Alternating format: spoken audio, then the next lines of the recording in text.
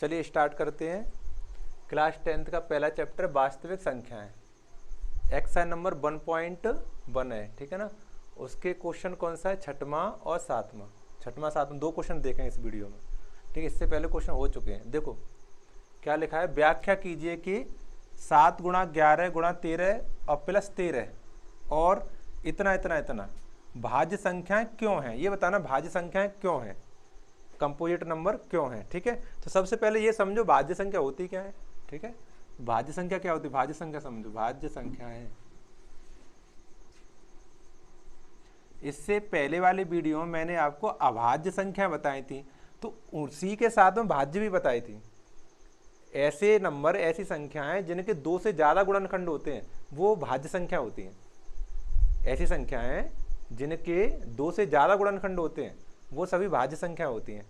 जैसे हमारा 4 है, देखो 4 में 1 से भाग जाएगा, 2 से जाएगा और 4 से भी जाएगा, तो 1 2 3 गुणनखंड हो गए ना इसके, तो ये भाज्य संख्या है, ठीक है ना। जैसे 6 हमारी, 6 में देखो 1 से जाएगा, 2 से भी जाएगा, 3 से जाएगा और 6 से भी भाग जाएगा, तो देखो 1 2 3 4 फैक्टर हो गए ना इसके, तो ये भी भाज्य संख्या है। लेकिन देखो अगर मैं 3 लिख देता बाई चांस, तो 3 में देखो 1 से जाता और 3 से जाता और किसी से भाग ही नहीं जाता। जब भाग नहीं जाता तो ये अभाज्य संख्या होती है, ये मैंने पहले समझाई थी, ठीक है। ये अभाज्य, तो भाज्य संख्या के 2 से ज़्यादा फैक्टर हो, 3 हो, 4 हो, 5 हो, 6 हो, तो उसी प्रकार से इसे करेंगे। अगर इनके फैक्टर 2 से ज़्यादा आ जाएं तो ये भाज्य संख्या होंगी, अगर नहीं आए तो नहीं होंगी, ठीक है ना। तो एक एक करके देखो नोट करते हैं, हटा दें से। भाज्य संख्या समझ में आ गया। चलो देखो इसमें पहला पार्ट है 7 गुणा 13 गुणा 11 गुणा 13 प्लस 13। देखो लिखा हुआ है 7 गुणा और 11 गुणा 13 और प्लस 13। ये क्वेश्चन नंबर 6 डाल दे रहा हूँ, ठीक है। अब देखो इसमें क्या करते हैं हम, 13 इसमें से कॉमन ले ले रहे हैं, ओवेनिस्ट। यहाँ से हम 13 जब कॉमन ले लेंगे तो यहाँ पर 7 गुणा 11 प्लस 1 रह जाएगा। कॉमन तो ले लेते हैं ना, जब हम 13 कॉमन ले लेंगे तो 7 गुणा 11 और यहाँ से ये हट जाएगा, यहाँ पे 1 रह जाएगा, ठीक है। तो इसका देखो मल्टीप्लाई करेंगे, 13 ये वो 11 से 77 और प्लस 1, 77 1 78, 13 गुणा 78, ठीक है ना। देखो अब इसके बहुत सारे फैक्टर हो जाएंगे। देखो 13 गुणा 13 छिक्का 78 होते हैं, 13 छिक्का 78, 6 बार 6 के भी फैक्टर हो जाएंगे। देखो 13 गुणा 13 2 तिया 6 होते हैं, 3 दूनी 6 कर लिया लो। जो कितने फैक्टर हो गए, 1 2 3 4 फैक्टर हो गए ना। तो ये कौन सी संख्या होगी, भाज्य होगी। तो यही तो पूछ रहा था कि व्याख्या कीजिए कि ये भाज्य संख्या है। तो अतः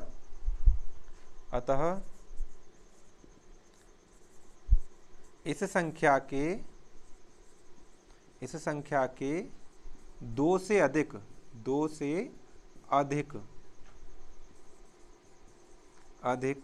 गुणनखंड हैं, इसलिए यह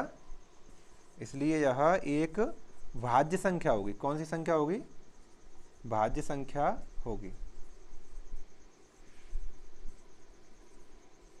आगे बात समझ में। इस संख्या के 2 से अधिक गुणनखंड, इसलिए कौन सी होगी, ये भाज्य संख्या होगी, ठीक है। चलो दूसरा नंबर दे, इसी में दूसरा है, इसी का छठवां क्वेश्चन है, इसी का दूसरी संख्या लिख के दिए, इरेज कर दें इसे। चलो देखिए,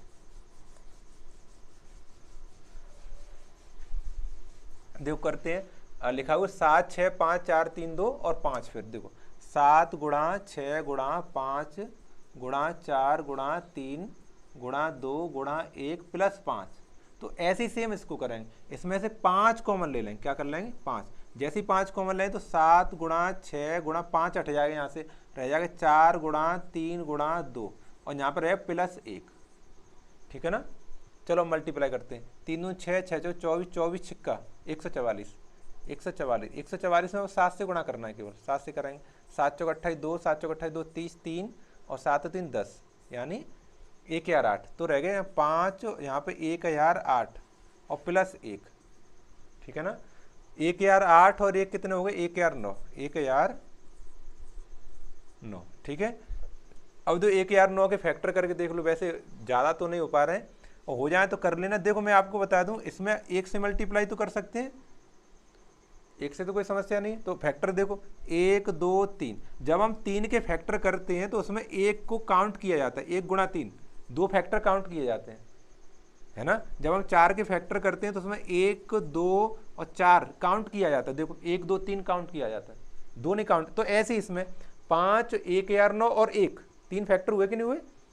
3 फैक्टर है, इसलिए ये भाज्य संख्या है। भले ही 1 या 9 के हो जाए आपसे फैक्टर तो कर लेना, ना हो तो फिर भी भाज्य, क्योंकि इसके 2 से ज़्यादा फैक्टर हो गए। ठीक है, तो लिखेंगे यहाँ इस संख्या के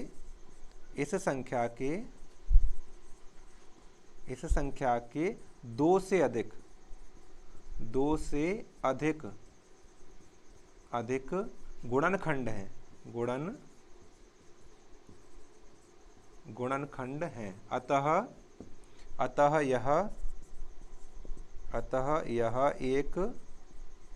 यह एक भाज्य संख्या होगी। क्या होगी? भाज्य संख्या होगी। ऐसे करके दिखाना इसको, ठीक है ना। छठवां क्वेश्चन इस तरह से था। पहले इसके फैक्टर कर लेने, फैक्टर करके देखना 2 से अधिक फैक्टर होंगे तो क्या होगा? भाज्य संख्या होगी। 7वां क्वेश्चन, अगला क्वेश्चन और है, चलो देखो।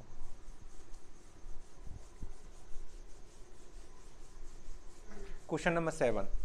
क्वेश्चन नंबर 7 लिखा बहुत है, सवाल सरल है। देखो लिखने पढ़ने में टाइम नहीं लगेगा। किसी खेल के चारों ओर एक वृत्ताकार पथ है, इस तरह से एक वृत्ताकार पथ है, ठीक है ना। इस तरह से वृत्ताकार पथ है। इस मैदान का एक चक्कर लगाने में सोनिया को, देखो सोनिया को 18 मिनट लगते हैं। सोनिया यहाँ से मान ली ए पॉइंट से चलना शुरू करती है, ऐसे घूम के ए पर ही आ जाती है 18 मिनट पर। सोनिया द्वारा लिया गया समय, देखो 7वां क्वेश्चन है, इसका हल लिख रहा हूँ मैं, ठीक है। सोनिया द्वारा लिया गया समय, सोनिया द्वारा एक चक्कर लगाने में, एक चक्कर लगाने में लिया गया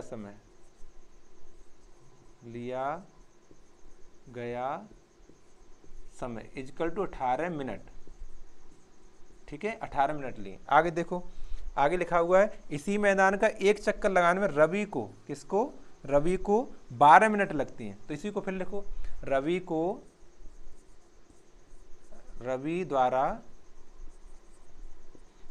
द्वारा एक चक्कर लगाने में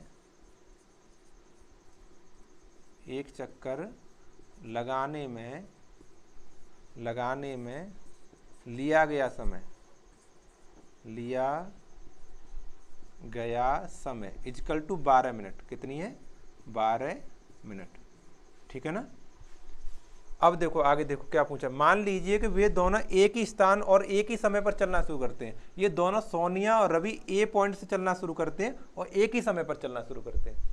सोनिया ए से चलना शुरू करती है और रवि भी ए से चलना शुरू करती है और एक ही समय पर चलना शुरू करते हैं, ठीक है। एक ही स्थान से एक ही समय पर चलना शुरू करते हैं, प्रारंभ करके एक ही दिशा में चलते हैं और कितने समय बाद पुनः प्रारंभिक बिंदु पर मिलेंगे, कितने समय बाद वो पुनः मिल जाएंगे। देखो ये 18 मिनट में चक्कर लगा रही है सोनिया, तो तेज दौड़ रही होगी, है ना। और ये रवि है वो 12 मिनट में चक्कर लगा रहा है, तो धीमे दौड़ रहा होगा। तो दोनों का ऐसा कौन सा पॉइंट होगा जिसमें वो साथ साथ मिलेंगे, एक साथ मिलेंगे? तो लिखेंगे देखो, एक ही स्थान पर दोनों के मिलने का समय कैसे ज्ञात करेंगे? समय वो होगा 12 और 18 का एलसीएम, यानी सोनिया ने जो समय लिया है उसका और रवि ने जो समय लिया उसका, दोनों का एलसीएम ज्ञात करेंगे, लासा, ठीक है। 18 व 12 का एलसीएम। अब एलसीएम आप देख लो कैसे ज्ञात करते हो, किस तरह से ज्ञात करते हो, वो यहाँ लिखना है, केवल वही आंसर होगा, ठीक है। तो एलसीएम देखो करके दिखा दे रहे हैं, यहाँ पे करते हैं, यहाँ पे करते। देखो 18 के फैक्टर करेंगे सबसे पहले 2 से 9 बार, है ना, और इसमें 3 बार, फिर 3 से 1 बार, इस तरह सिखाए थे मैंने, इसलिए कर रहा हूँ, नहीं तो कोई बात नहीं थी। फिर देखो 2 से करेंगे 6 बार, फिर 2 से 3 बार और फिर 3 से 1 बार, ठीक है। फिर इनको मैंने लिखना बताया था कि 18 के ऐसे करके फैक्टर लिखते हैं 2 गुणा 3 गुणा 3, 3 गुणा 3, और फिर 12 के फैक्टर लिखेंगे 2 गुणा 2 गुणा 3, 2 गुणा 3। अब इसके एलसीएम करना है तो इनमें कॉमन देखेंगे, क्या देखेंगे?